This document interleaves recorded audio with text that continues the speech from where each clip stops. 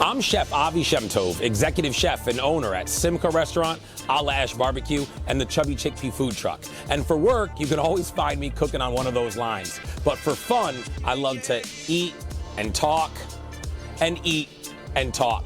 And today, I'm at my good friends Dave Harnik and Naomi Klein's new restaurant, The Dining Car, in Newton, Massachusetts, where I'm meeting my buddy, Rich Cambriello from Bonetown Burgers, for a conversation about life, family, food trucks, and small business ownership. Tune in and don't forget to hit that like and subscribe. Well, Right? when I worked, Hooters of all places. Sure. The one. You worked at a Hooters? Boston. I opened and closed it. Did you? Yep. For how long were you there? The entire time it was open. How long? 9 years. You were there, you were at a Hooters for 9 years? I went from cook, line supervisor, kitchen manager, bouncer. I guess I shouldn't be surprised by that, but at the And same time, I only quit the kitchen because I got a job working in a hotel where I really learned how to cook. Yeah. And they're like, can you stick around and just do the door? So you were at the Hooters before you really learned how to cook? Yeah. Because the thing about Hooters is like, and by the way, I've been to Hooters 4 times in my life, maybe, right? That was the first time I ever went. went. The food is always, at a place like that is always better than, like, it's good. It's Not really bad, good. No, the man. food's good. Like, that's- the chicken wings are good.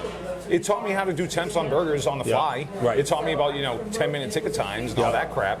And it really, really taught me lingo. Are you guys sharing, or should I have? I'm good with whatever. Yeah, same. Whatever he's cool with. That's curried lentil soup. Okay. As long as I can't get, Crohn's isn't contagious, No, right?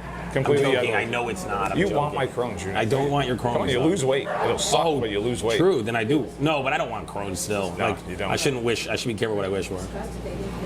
What is this? Lentil soup? Curried lentil soup. It's actually really nice. Dave? I was a little worried about that. It's very good. Oh yeah, it's a little spicy.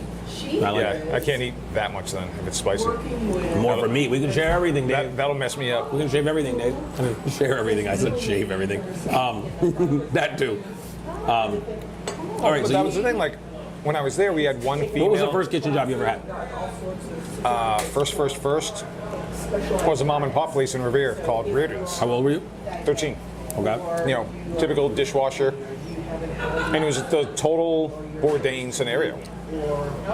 Everybody's a drug addict, everybody's a drunk, everybody's a psycho and can't perform in regular society, so you come to a kitchen. Yep. I was a dishwasher and It's it's like, really good. There's coconut milk in this. yeah, you can taste it. Yeah.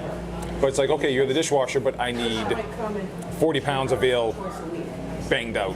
Go downstairs to the dirt floor prep kitchen with a friggin' tenderizer and do that, and then, hey, come on the line with me for a couple minutes. Yep. Okay? It was 1985. I got 2 kids working for me right now. One's in high school, one's 2 years out of high school. The one that's 2 years out of high school is the best dishwasher I think anyone will ever find. And so now he's been on the line for 4 months, and he's doing a good job. It's funny because you're like, ooh, the best dishwasher. How hard is that? People have no idea. It's a job. People it's have a kitchen no position, idea. and it matters.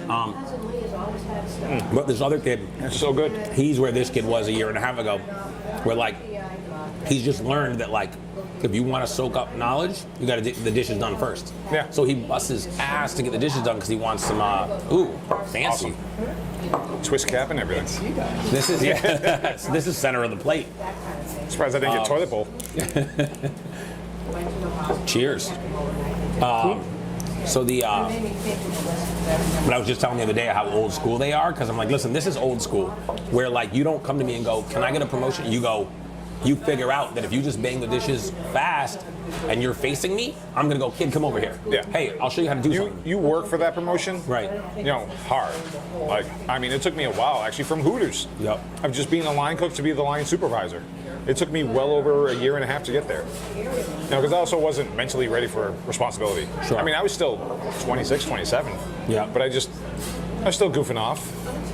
Just being Mr. Rock and Roll and not giving a shit about my jobs, and I knew how to cook, so I figured I got those jobs because I know how to do it. Fuck it. Yeah. When did you know you were gonna go and cooking? When I left Hooters to go to the hotel in Somerville.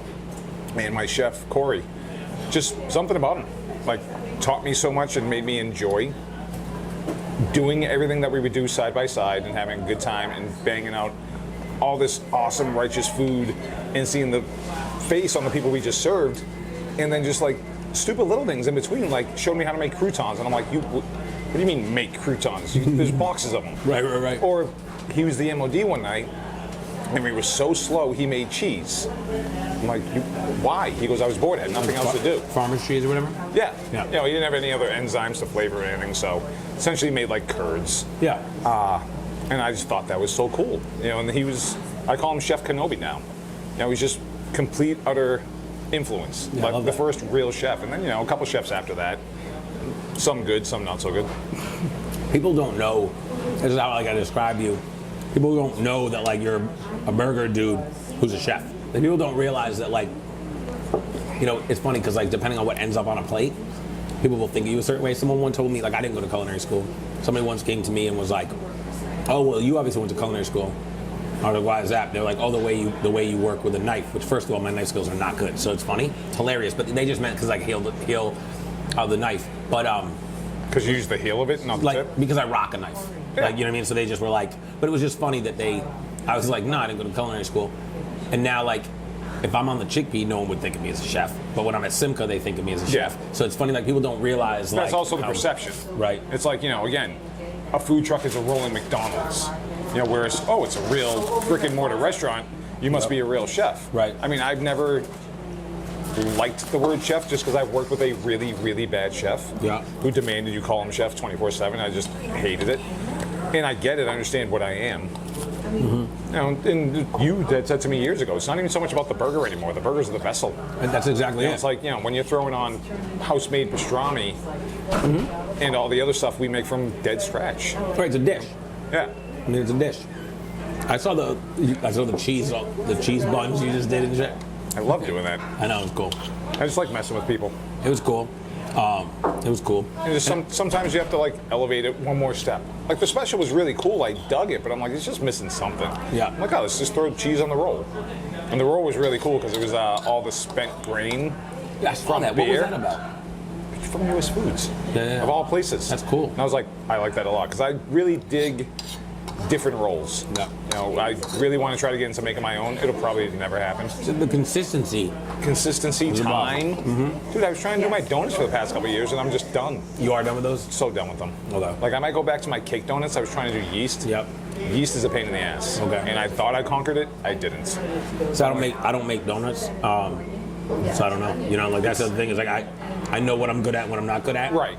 I know you. I feel like you struck up a friendship with Kate around the whole donut thing, and like she makes phenomenal donuts. She makes phenomenal. She does make phenomenal. Her rolls are really good too. She made us some black brioche rolls last year. Yeah. They were great. Like I was just sitting there eating it, just the roll, no burger. Yep. Actually, because I don't even like burgers on brioche. It gets gummy. Okay. Falls apart. I prefer the potato. So we use a potato roll at Al Ash Yeah. for all our sandwiches, Dude, which includes burgers. So we just do a smash burger. Yeah, I saw that. Yeah. And it's funny because I saw that last year. I'm like, that's not a smash burger. Backtrack. We took 3 weeks off because the kids got COVID, so I did a deep dive on burgers and get like a little influence and a little inspired. Depends on where you are in the country. I saw it. Yeah, you mentioned like the if onions it's- and stuff. yeah. See, I know of a smash burger just as like a nice way of saying a burger that we're gonna cook to one temp and we're gonna press it. Yep. And I do that on purpose because I was like, listen, this is a barbecue joint. I can't be living at, depending on who's there, the temps, since I can't. I still fight the double patty. Yeah. You know, a 3.5 ounce double patty burger. Yeah. So I don't have to deal with mid rear, medium, mid. I'm like, I'm tired of that crap. Yeah. You know, it's faster and easier. It just takes up more of the prep time and more space. Right. So right now we're still rocking the 1 6-ounce burger. But yeah, apparently the Oklahoma fried onion burger. This is awesome. Is also very awesome. I don't even like curry. Are you considering a brick and mortar? I've always been considering. I knew that. That's what I'm saying. It's just I can never find where I want to go. You know, I can never the unicorn of a spot. I need to be able to park. I need to be able to plug in. I don't even want this many seats. You know, I want like 2 tables and 4 stools against the wall with a shelf. Essentially, I want like a pickup hub. You know, we've talked to a couple people here and there. Someday, maybe. I still enjoy the truck with all its pain in the ass. I still enjoy it. You know what you should do? Let's find like a property, no building. Park the truck permanently and get a beer and wine license. Sell beer. That's where all the money's at, man. Like sell these burgers and then get people to drink 2, 3, Bud Lights, Budweisers. You know, both you and Shane pretty good deals being in the little strip. Yeah. You know, because, oh Jesus. Salmon, Ooh. chicken. Salmon. Salmon, I haven't had salmon in years. Like, wait, do you? No, because you park the trucks in Canton. I park the trucks in Canton, Okay, that's what that was. theoretically. Right now with COVID, we're all under one roof. But yes, Yeah. I still have the facility in Canton. So you have everything behind Simca and Alash now? Cool. But Canton's still home base. Yeah. Yeah. I'm trying to think of where would be the best place to put your burger joint. I mean, I've been told Boston for the colleges alone. I'm like, yeah, that works. Looking on the outskirts of Boston, like, even though I'm from Revere, I'm not. Oh, Jesus. I hate to do it too. I remember this sub, man. I can still eat that. You know, and I'm not saying Revere just because I'm born and raised there. Yep. It's like one of the fastest growing cities in the state right now. Revere's nice, yeah. So, and I've seen other, who is it, Elode? This meatball sub was one of the first things that I ever ate from Dave.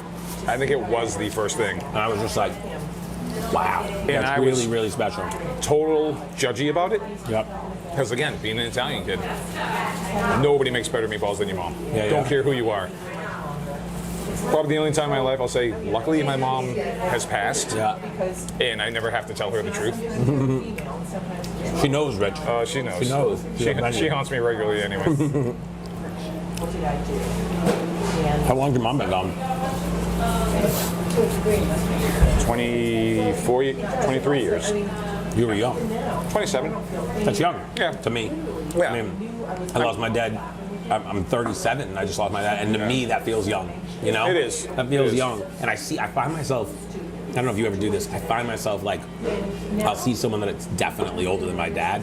All the And time. it makes me feel like anger or jealousy is not the right way of describing it, but it's like it hurt. Like, it's like, damn it. Like, you know, because. It probably is both anger Yeah, and it's a little. jealousy. It's like, what the dude, I mean, hell? my Why'd they mom, get that? Yeah. My mom died at 52. That's crazy. You know, she had a stroke. Is that what it was? Oh, geez. Yeah, she had a aneurysm driving. She luckily was cognizant enough to pull over, Yeah.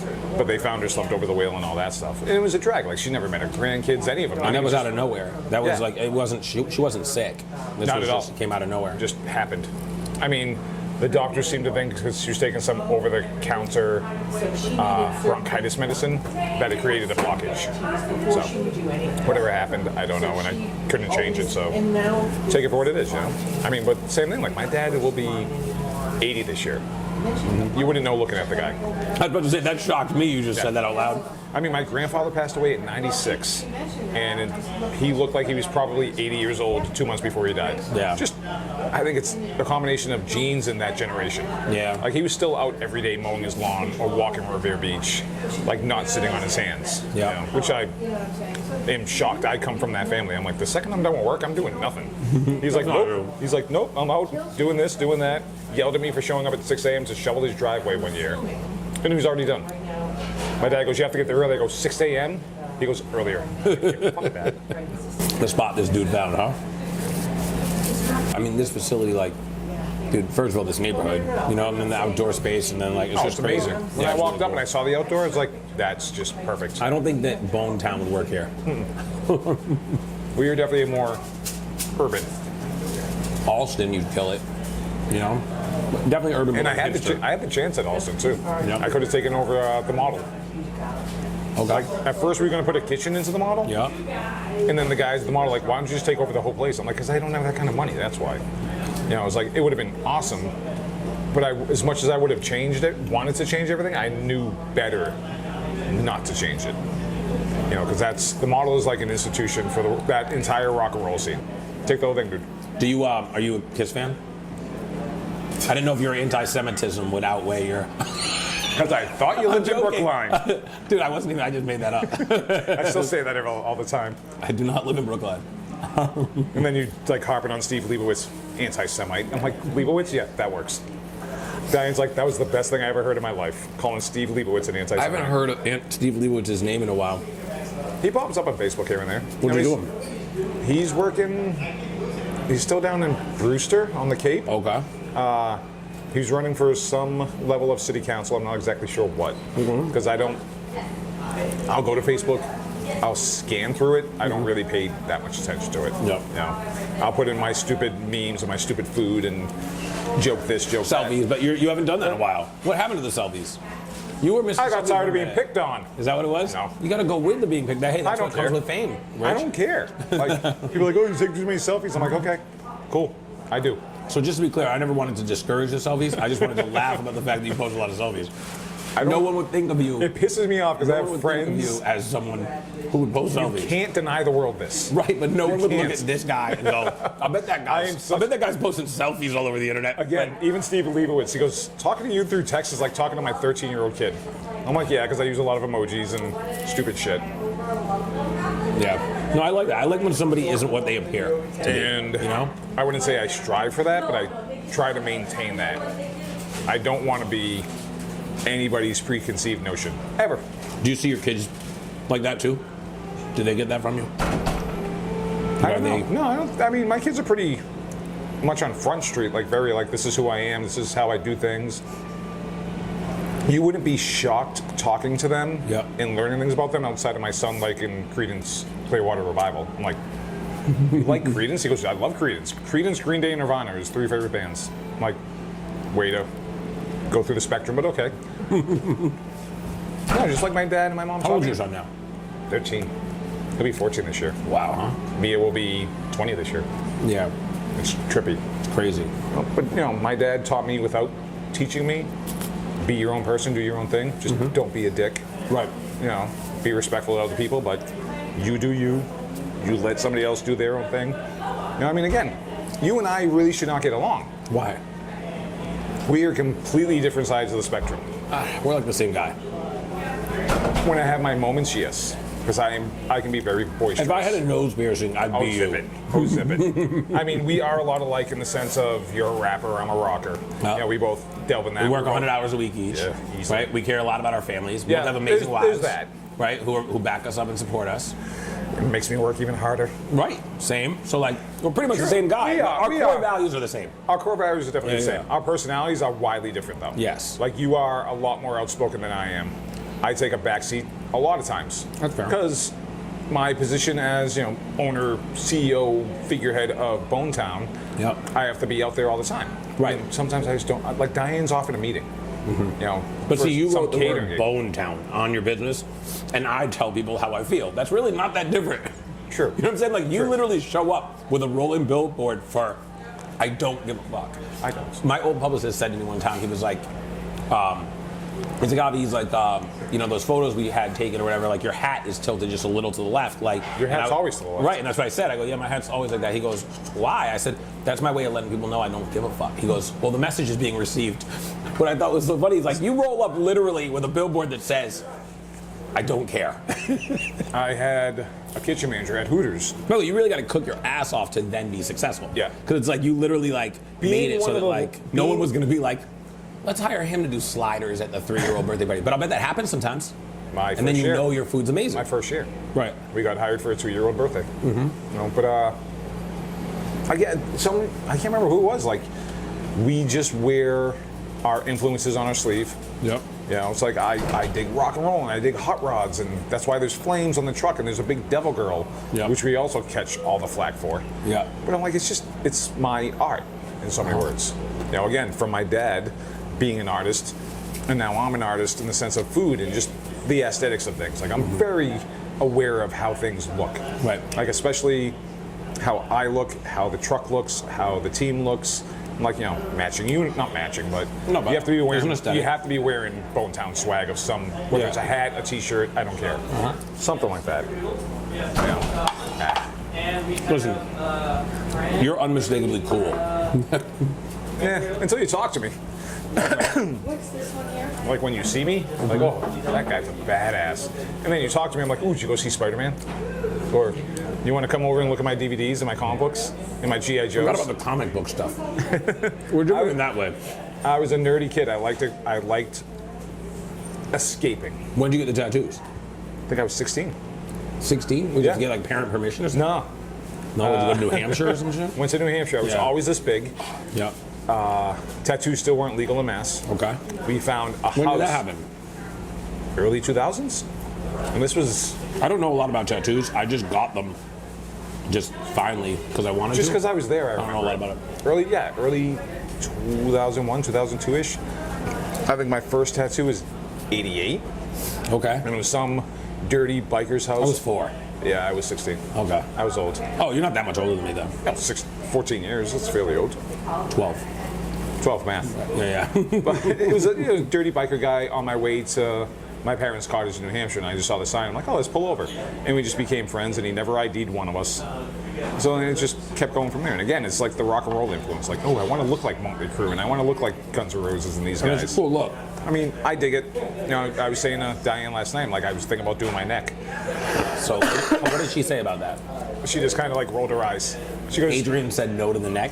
I wanted to do something, and she said no. And so I said to her, I said, listen, if I ever get a Michelin star in my life, it's going on my neck. And she said, all right, then you could do. if the truck was successful for 5 years, I'll tattoo my hands. You know, that. Oh, that's how you got your hands on? Yep. And so my 5th year, so about 4 years ago, I think, I went and got that one. That's cool. And then I was like, I just dug the design. You're a guy that could do hand tattoos. I couldn't do hand tattoos. But that's the thing, like, I went in and I talked to her, I told her what I wanted, and she put the stencil on, and I was still not sold. I'm like, should I do this? Should I not do this? This is a big jump. I mean, I know it's different nowadays, but being 50 and back in the 80s, even the 90s, like, knuckles in hands. Did you turn 50 already? Yeah, early this month, the first. Oh, wow. Congratulations. Thank you. Happy birthday. But you looked at... No party or anything, huh? No, it's very me. I wish I had known. We could have had a big party. No, just like hanging out with the kids. You know, just I want to eat bad Chinese food. I want to watch a Burt Reynolds movie, and I want to hang out with my family. Hey guys, it's Avi. Thanks so much for watching this episode. And if you don't mind, go ahead and hit subscribe, hit like, and then hit that bell for notifications. We appreciate your support on the channel.